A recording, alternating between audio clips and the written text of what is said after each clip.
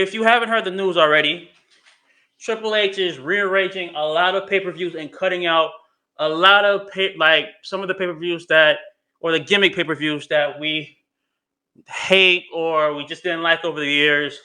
And here is the lineup for the potential lineup for the 2023 pay-per-views for next year. So it's going to be Royal Rumble, Elimination Chamber, WrestleMania, King of the Ring, Money in the Bank, SummerSlam, another WWE UK premium pay-per-view event, Evolution, and to end it off, Survivor Series, War Games.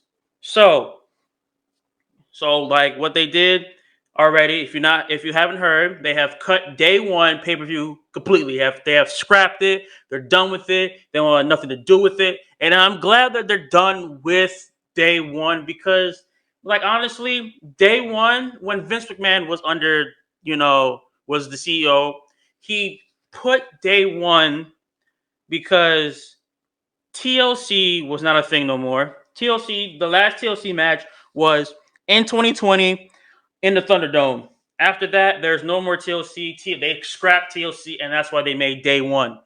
And then day one, the first one was all right, but it wasn't what we wanted because everybody loved TLC so much that they didn't get TLC, so they got just day one pay per view. And once Triple H took over and it said that day one was not really that good, or it didn't really make sense to put like a pay per view right in between for the start of WrestleMania season to like the last day in like of the year. So what they did, they scrapped day one. They're completely done with day one. So now, from Survivor Series to Royal Rumble, there is no pay per view. It's just a couple months of developing like how long the storyline should be, what's going to happen, the goods and the bads of the storyline, how they can be better, stuff like that. So the storyline can, bring out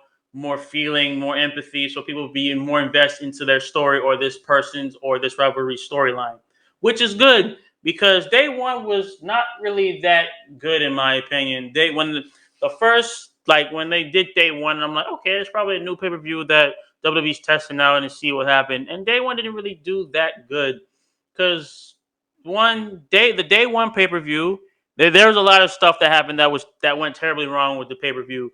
Roman Reigns got COVID when it was supposed to be Roman Reigns versus Brock Lesnar for the Universal title at day one. Then Brock Lesnar got inserted into the WWE Championship match.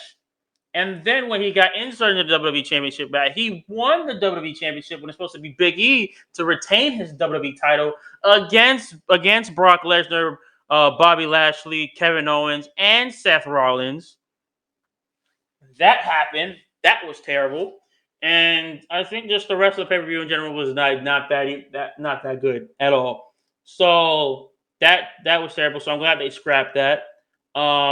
And I know they're going to keep Royal Rumble, obviously. Who's going to get rid of the Royal Rumble? You're stupid if you do that. Elimination Chamber is another good thing. Plus, they already have like 2 booked shows for next year and the year after. So Elimination Chamber is not going anywhere. I am glad that at one point they did have Fastlane, but that ended, I think, in 2020 as well, too. Because there was no point of putting 2 pay-per-views right after Royal Rumble. It doesn't make sense. There's not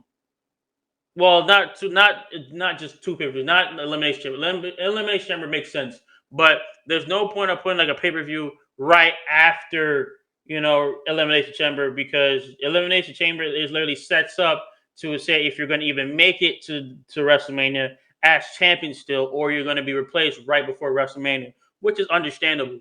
And I heard there's a rumor that probably Elimination Chamber is going to go as well too. But I know that's a rumor. I know that's not really, a fact yet, but we're going to see about that. WrestleMania, obviously, golden, never going to go, never going to leave. But after that, King of the Ring, I've heard definitely that they are going to bring back King of the Ring. King of the Ring was a good, solid pay-per-view, but it did have a lot of flaws. It did have lots of ups and downs. To understand why they got rid of the WWE pay-per-view as well too. the that WWE pay per view as well. But now I heard that they're bringing it back and actually making it a pay per view again. So that will be good. And also, if not, King and Queen of the Ring will definitely probably happen both at King of the Ring as well too. If that happens. Um, I know some of the stuff like Hell in a Cell is also gone as well too off this list because usually that's right after Money in the Bank. That's either right after Money in the Bank and SummerSlam, I think. I'm glad that they're getting rid of Hell in a Cell as well too. That is another one that definitely needs to go, and it's gone for good. I'm happy about that because, like, basically, I heard that the style of the matches, like the Hell in a Cell matches, are not going at all, but the Hell in a Cell gimmick is gonna go because Hell in a Cell was that pay per view alone was made for just to end rivalries, just to end big time rivalries that just never was going to end, and to do it was to put like it into like a Hell in a Cell match. Doesn't matter if it's a WWE title, doesn't matter if it's a Universal title, both the SmackDown and Raw Women's Championship, it's both the SmackDown and Raw tag team titles, Intercontinental title, or United States title. Doesn't matter what it is. That pay per view alone was just for like to end big time rivalries in in a Hell in a Cell match. And I'm glad that they're not taking away the Hell in a Cell matches. They're going to keep the Hell in a Cell matches, but they're probably going to put the Hell in a Cell matches in other promotions as well too. Same thing on here. Extreme Rules is not on this list either, so I'm guessing they're getting rid of Extreme Rules too. Another gimmick pay per view that's like, yo, we can keep the Extreme Rules matches. We can keep the Falls Count Anywhere, the Fight Pit, the table slashes and chair matches. We could keep all them type of stuff, but Extreme Rules has also got to go. Like I said, Extreme Rules had great matches, but the pay per view in general over the years was pretty like a lot of them were pretty good, some of them were pretty bad. I'm not gonna hold you, and we all know we gotta Backlash is also not on this list as well too. So like I understand, if you are planning on keeping Backlash WWE, you can just name it WWE Backlash, not WrestleMania Backlash, because WrestleMania Backlash is what only the rerun of WrestleMania matches that this person could have won or that person should have won, something like that, and it doesn't really make sense to name it WrestleMania Backlash. Just keep it as Backlash and just go back to the name Backlash, and I think you'll be straight. But overall, I like they should, if they do bring back Backlash, just keep it as just regular old WWE Backlash, not WrestleMania Backlash, none of that. And I know they're going to bring back what I've heard, they're going to bring back another live event for the UK because Clash of the Castle was really good and so good that so much people loved it. Each like match last year, like this past year at Clash of the Castle was excellent, was phenomenal, was over the top, and I loved every single thing about it. And I loved each match. Each match like had its own type of hype to it in its own way. Everything from Solo helping Roman Reigns to retain the undisputed Universal Championship, from Gunther versus Sheamus, that was very good. Dominic turning on his father and Edge and joining the Judgment Day as well too. The whole Damage Control versus Bailey versus Bianca Bliss and Asuka, that was good. So each like I said, each match in that pay per view alone was really good, and the whole UK was excited about this. So it's only right to give them another pay per view event for WWE, and also Evolution's on this list. Evolution is on this list. Like the last time, like I think like WWE Evolution was a thing was I think 2017, 2018 around that time, and that Evolution pay per view when it was all women, I loved it as well. I loved everything about it. Each match was very golden. Each match like was had its own flair, had its own thing, and I'm glad that they're planning on, or it's rumored to have them bring back a very good match, just like a very good promotion just for like a very good pay per view just for the women alone because we need that in WWE right now. We need like just a straight, pay per view just for women, so you can see if new talent comes in. For men, it doesn't matter if it's NXT or like spread their talent off. Doesn't matter like where they're like what promotion they're at. So I would love to see that. And then the last thing we have is I don't like is Survivor Series War Games. Like I said, War Games is also gonna be in later in November as well too.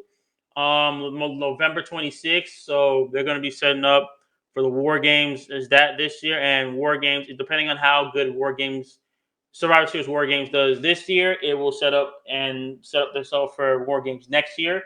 Um, and I know, like I said, Triple H is not, is going to escalate. He's going to escalate, the Survivor Series and from its traditional, 5-on-5 Rat SmackDown versus Raw when it really didn't mean shit back then. So right now, the ones that are gone, obviously for good, as we can tell, it's day one. It's obviously Fastlane is gone. Crown Jewel is not on this list as well too. Obviously, tables, ladders, and chairs is done with as well too. Some other stuff that we've seen that's not going to be on the Hell in a Cell is gone. Extreme Rules is gone, and Backlash is not on the list either. So this is gonna be like a very. It looks like for what WWE's playing, what Triple H is playing, I feel like it's gonna be very good because he's gonna try to make the storyline spread farther and to develop better, so we can see what they have and what Triple H have in store for us, which is good because like we don't want just like a month or like a couple weeks of crappy storyline, then another pay per view, then crappy storyline or somewhat good storyline, then another pay per view. Like we don't need like 12, 14 like pay per views for like one full year. I think that's way too much pay per views and everything like that. So I'm glad that he shortened it to just 9 for next year. So and it will have time for the storyline for each wrestler or for their rivalry to build up very good, and then the match will be probably a very good anticipated match for that certain pay per view. Um, like I said, there's big changes coming to WWE as of next year. I am super excited for them. I am super excited for like maybe some stuff that WWE plans on bringing back. Maybe like Judgment Day. Don't bring back Capital Punishment. That was terrible. That was a terrible ass pay per view. Don't bring that back. You can bring back Bragging Rights. You can bring back No Mercy. I think that was a good pay per view itself. So you can bring that back. You can there's like a lot of them that you can bring back. Maybe from even the Attitude Era, you can bring back and make it better. Something along that lines. But as of right now, I do like the lineup of what they have for next year, what they have rumored for next year, and I just gotta see what happens with WWE because, like I said, Triple H is the GOAT right now. He's not even a king. He's basically a god right now when it comes to like WWE because he is making storylines better. He's bringing back characters and like bring back prestige to all these championship titles. He is making like storylines be better. These characters become better, and I'm all for it, and I'm here for it, and I'm happy to see WWE is going back to how how they used to be, not Vince way, but kind of like a little bit of the Attitude Era mixed with the Ruthless Aggression Era in that sort of way when it comes to like matches or pay per views and stuff. So, like I said, I'm happy to see where the last month and a half and what 2023 has to bring for WWE. So I'm all for it and I'm happy. And all I gotta say is keep doing the good work, Paul. I'm here for it every day.